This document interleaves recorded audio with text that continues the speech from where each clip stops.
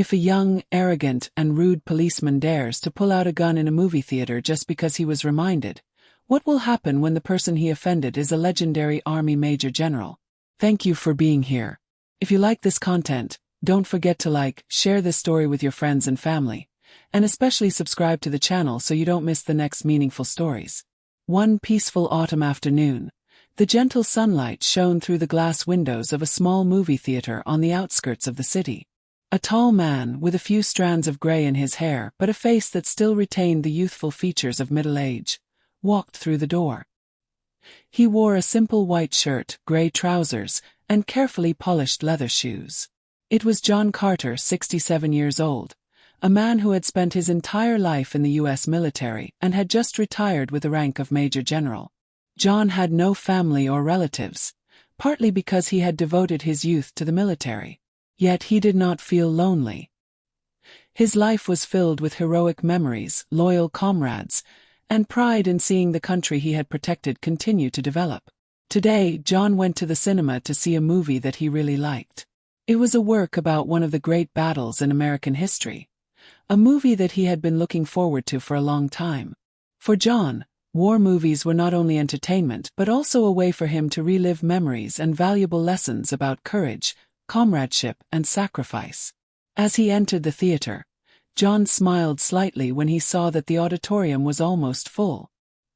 He chose a spot in the middle where he had the best view and sat down gently. The atmosphere in the theater was bustling. People were chatting with each other, the laughter of children mixed with the whispers of couples. John noticed a young man sitting in the row behind him. He was wearing a police uniform, but he didn't seem to care much about maintaining a professional image. His uniform shirt was wrinkled, one button undone at the collar, and he was chewing gum noisily. He held a cell phone in one hand, seemingly oblivious to the uncomfortable stares from those around him. The movie began, and the lights in the theater dimmed to give way to the light from the big screen. John adjusted his posture, his eyes focused on the dramatic opening scenes. However, not long after, a loud voice from behind broke his concentration. "Yes, I know, but I told you it couldn't be done before Friday." The young policeman's voice rang out clearly in the quiet space. Many people in the theater turned their heads and frowned at him, some even giving him a shoo as a reminder. John tried to concentrate on the movie, but the man's laugh and loud voice were too much to ignore. He turned around, looked straight at the policeman, and said in a calm voice, "Excuse me, but could you keep your voice down? People are trying to watch the movie." The policeman looked up at John, challenging him. He didn't answer, just gave a small, sarcastic smile and continued his phone conversation, this time even louder. No, I'm busy. I can't deal with it right now. Who cares?" His ignorance annoyed John, but he remained calm. His years in the military had trained him to control his emotions in any situation, even when faced with rudeness. This time, not only John but many other people in the theater started whispering. An elderly woman in the next row also turned around and reminded him, "We came here to watch a movie, not to listen to you talk on the phone." However, the young policeman not only did not listen but also laughed loudly, showing his indifference. He turned to look at John and said loudly enough for everyone to hear, "Who does this old man think he is to order me around? Sit down and be quiet." The room went silent for a moment. A few people turned to look at John, waiting to see his reaction. But John did not get angry. He took a deep breath, turned around, and said in a calm but authoritative voice, "I am just reminding you that you are disturbing others. As a police officer, you should know better than to behave properly." John's calm and authoritative voice seemed to make the policeman flinch a little. However, instead of listening, he sneered and said mockingly, "You are not my superior. Don't show off your power. Don't think that because you're an old man I will give in." John did not flinch at those words. He looked straight at the young man, his eyes piercing through his smug exterior. John had seen more than his fair share of arrogant men in his life, and he knew that this lack of respect would soon have consequences. John turned back, not saying another word, but he already had a plan in mind.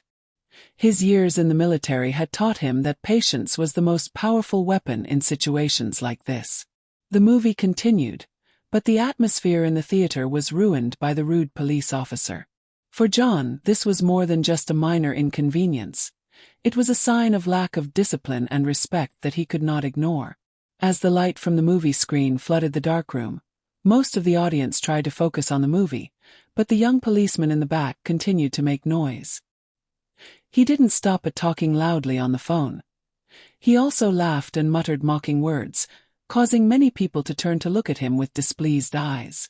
John Carter, sitting in front of him, remained calm, even though he felt the situation needed to be addressed. He was not the type to stand by and watch injustice or incivility without doing anything. A few minutes later, John turned around again. This time, he looked straight at the policeman and said in a calm but authoritative voice, "Young man, I will say this for the last time. This is a public place. Everyone is here to enjoy the movie. If you cannot keep quiet, I suggest you leave." The policeman paused for a moment, clearly not expecting John to speak to him like that. But instead of listening, he became enraged.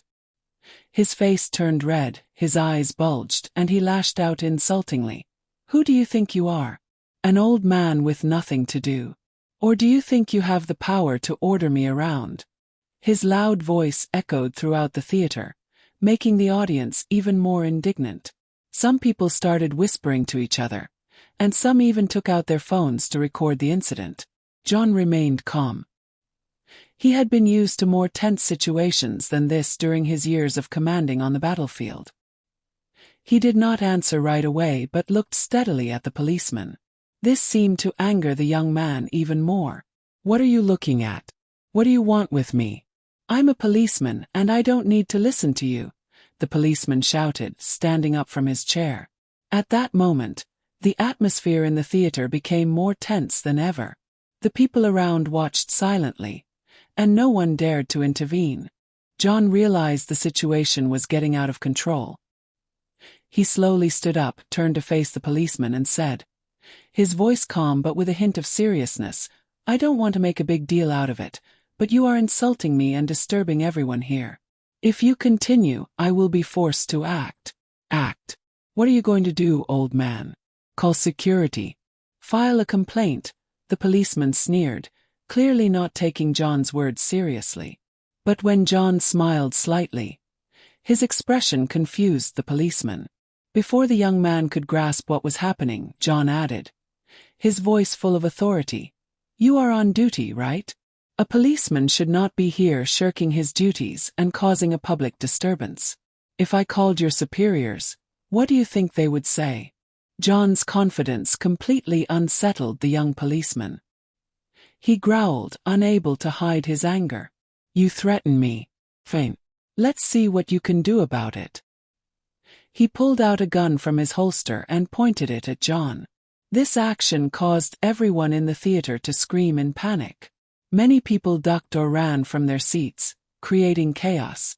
John, however, showed no fear. His eyes remained strangely calm, as if he were facing a familiar situation, no different from the times he had faced danger on the battlefield. "Put the gun away, young man. You're digging your own grave," John said, his voice low and firm. But the young cop wasn't listening. He kept the gun pointed at John, his face red with anger and confusion as he noticed the incident was being filmed by several people. John slowly took out his phone and calmly dialed a number. The policeman watched him suspiciously but did not dare to stop him. "Hi, this is John Carter," John said into the phone, his voice calm. "I'm at the Sunset Theater and I need you to come right away. There's a problem I need you to handle." The person on the other end responded, and John continued, "Yes, I thought you'd want to come yourself. Bring your team. Thanks." When John hung up, the young policeman sneered. "Who are you calling?" "The police chief." "Are you kidding me?" John looked at him with a small smile. "That's right. And I thought you'd want to keep your gun in its holster before he gets here." The policeman still didn't believe him but hesitated. Meanwhile, people around the theater were filming the entire scene, whispering among themselves, clearly not on his side. Minutes later, police sirens sounded outside. Red and blue lights flashed through the theater's glass doors. The doors swung open, and a tall man in uniform stepped in, his stern face scanning the room before stopping on John and the young policeman. "John Carter," the man said, his voice deep and authoritative. John smiled and nodded. "Hi, David. I think we need to talk about this guy." David, the city police chief, followed John's gaze and immediately understood what was happening. His face darkened when he saw the gun in the young policeman's hand. "Give me the gun. Now," David ordered, his voice sharp enough to startle the young officer. "But sir, Now!" David shouted, and the air in the room seemed to freeze. Finally, the young policeman reluctantly lowered his gun, his face showing fear. He handed the weapon to David, who immediately secured it in his pocket. David turned to John, his expression softening. "John, can you tell me what happened?" John nodded and recounted the entire story, from the policeman making noise in the theater, his rude attitude when John politely reminded him, to his losing control and pulling out a gun. When John finished, David turned to the young policeman, his voice cold. "Do you know how many mistakes you just made? You were here watching a movie during work hours. You disturbed someone, insulted a citizen, and finally pulled a gun on an unarmed man. Do you think I would let this go?" The policeman stammered. But he provoked me first." David lost his patience. "Provoked you? You think a polite reminder is provocation? Besides, do you know who you just offended?" The young policeman looked at David with a bewildered expression and shook his head. David turned to the crowd and said loudly enough for everyone to hear, "This man is not just a private citizen. He is John Carter, a recently retired Major General in the United States Army. He has devoted his life to this country, protecting our freedom and security. And you, a young policeman, not only insulted him but also pulled a gun on him. Do you think that will be acceptable?" The entire cinema seemed to hold its breath. The young policeman turned pale, clearly not expecting the older man to have such a respectable identity. David continued, his voice growing colder. "You will be held accountable for your actions. Immediately, I demand that you surrender your badge and your gun. You are suspended, and an internal investigation will be conducted. Be prepared to face the consequences." The young policeman froze, his eyes wide with horror. He tried to speak but couldn't form the words. David turned to John, bowing his head with absolute respect. "I apologize for what you had to endure today. I will make sure he is dealt with properly." John smiled slightly, his voice still calm. "David, you know I don't need respect because of my position. I just want people to treat each other with a minimum of kindness and respect. If this young man learns his lesson, I believe this will not be in vain." David nodded, understanding what John meant. He turned to the crowd and said, "Thank you for your patience. This incident has been resolved, and I hope you can continue to enjoy the movie. I apologize for the inconvenience." As David left, the young policeman escorted behind him, John returned to his seat. The surrounding audience, now fully aware of the story, looked at him with admiration. A few even gave him a small round of applause in respect. John sat down, his eyes back on the big screen. The movie was still playing and he focused on the story. But inside him, a sense of peace spread. Another lesson was delivered. Another act of defending the values he had spent his life protecting: fairness, respect, and human dignity.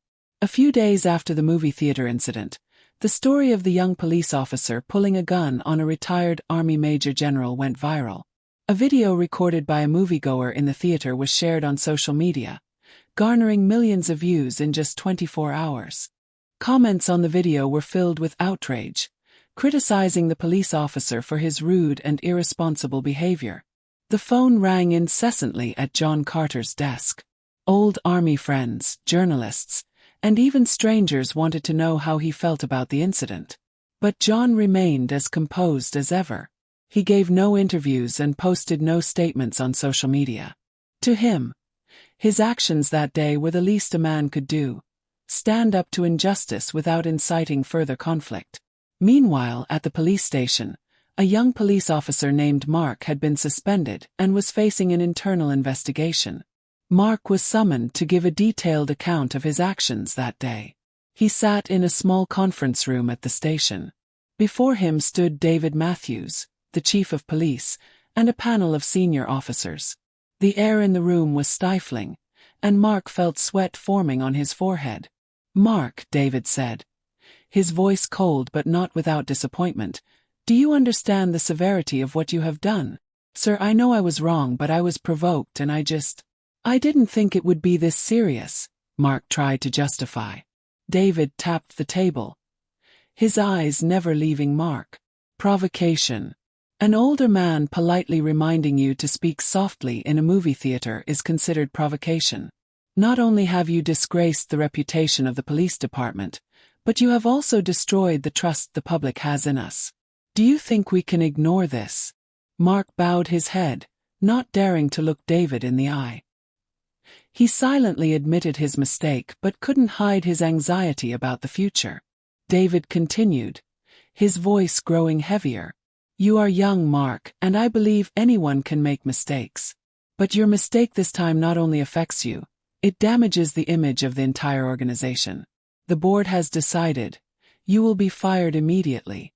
Furthermore, you will have to attend a character reform course before you can do any work related to public service in the future." Mark felt as if his world had collapsed when he heard those words. He wanted to argue but knew he had no chance. That day, the police department held a press conference to publicly apologize to John Carter and the public. David Matthews personally spoke, his words clear and sincere. "We apologize for the unacceptable behavior of one of our officers. We do not tolerate any behavior that violates the dignity and rights of our citizens, especially those who have dedicated their lives to serving this country. I would like to extend my sincere thanks to Mr. John Carter for remaining calm and handling the situation with dignity." John was invited to the press conference, but he declined to appear. Instead, he sent a short letter emphasizing that he did not want attention or honor. He only hoped the incident would serve as a lesson to all, that mutual respect does not depend on age, skin color, or status. A few weeks later, things slowly returned to normal. John Carter, a man of 67 years but still youthful and energetic, continued his simple life. He went to the movies, walked in the park, and spent time reading books about the wars he had fought in. The people in the city, especially those who had witnessed the incident at the cinema, looked at him with admiration. They realized his calmness and kindness were not only the qualities of a soldier, but also the mark of a man who put moral values above all else. One late afternoon, John sat on a park bench, watching children play on the green grass. A middle-aged man approached, his eyes filled with respect. "Mr. Carter," the man said, his voice shaking, "I just want to thank you. Your composure that day not only taught that young policeman a lesson but also made me realize that we can always do better, treat each other better." John smiled, his eyes shining with warmth. He placed his hand on the man's shoulder and replied in a deep voice, "We are all learning. What matters is that we are willing to change and do the right thing." His words served as a gentle yet profound reminder. As dusk fell, its gentle light bathed the figure of an old soldier, a symbol of courage, patience, and kindness in a world filled with challenges.